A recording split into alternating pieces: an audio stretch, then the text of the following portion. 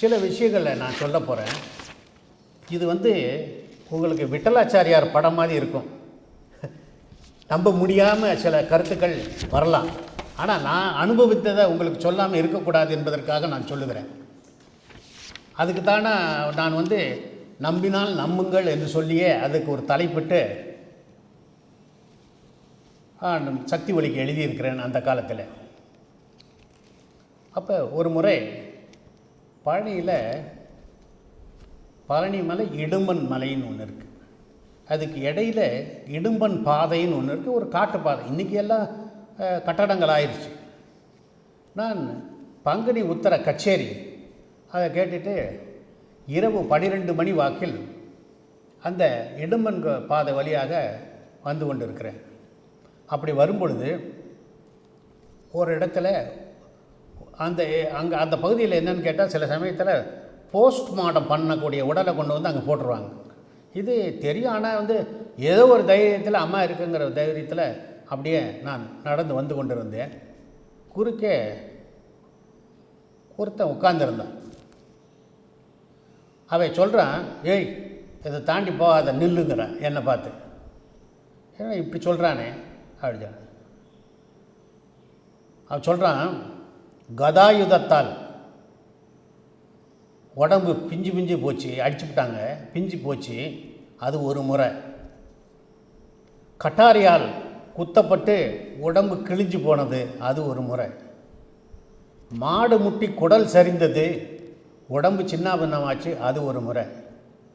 தீ பிடித்து உடம்பெல்லாம் சின்னாபின்னமாகியது, அது ஒரு முறை.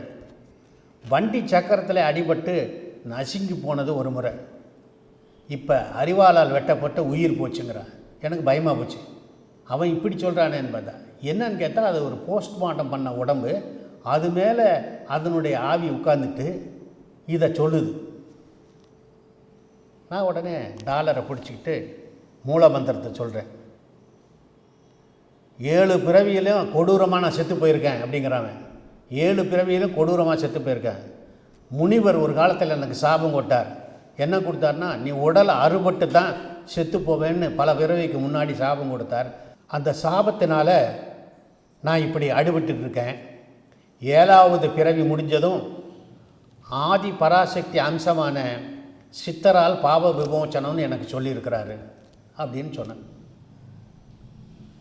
அந்த உருவத்தை எந்திரிச்சு நிற்கிறது பார்த்தா முகமும் இல்லை, காலும் இல்லை.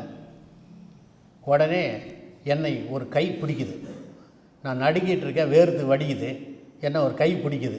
யாருன்னு இப்படி பார்த்தா அருள் திரு அடிகளார் அவர்கள் என்னுடைய கரம் பற்றுகிறார்கள். பிடிச்சது மாத்திரம்னா அதே நேரத்தில் இடது காலால் அந்த உருவத்தை எட்டி உதைக்கிறார். உதைச்ச உடனே அது மேலே போய் கீழே விழுந்து அடிகளார் பாதத்தை வணங்குது. சொல்லுது, சாப விமோச்சனம் கிடைச்சது சாமி என சொல்லிவிட்டு வான் நோக்கி பாய்ந்து பறந்து போகுது. என்னை கையை பிடிச்சி கொண்டு மெயின் ரோட்டு வரைக்கும் அம்மா விட்டுட்டு போச்சு. அப்புறம் ஒரு 10 நாள் எனக்கு காய்ச்சல் எல்லாம் வந்தது. ஏன்னா அந்த காட்சியை கண்டதுனால நான் உண்மையிலேயே பயந்து போயிருந்தேன்.